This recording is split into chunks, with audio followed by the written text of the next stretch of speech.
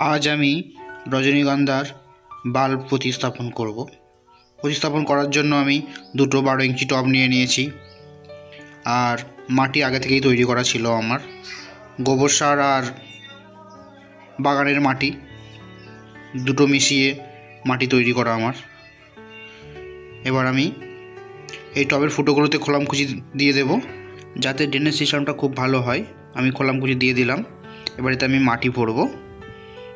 এবার আমি এতে হাফ টপের মতো মাটি ভরে নেব। মাটি ভরলাম।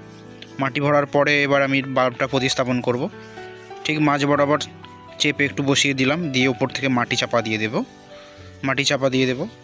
দেওয়ার পর এটা ভরে পুরো জল দিয়ে দেব। জল দেওয়ার পর এটাকে 10 দিন ছাওয়ায় একটু রেখে দেব, তারপরে রোদে রাখবো। তারপর দেখবেন কিছুদিন পর থেকে নতুন পাতা ছাড়তে শুরু হয়েছে।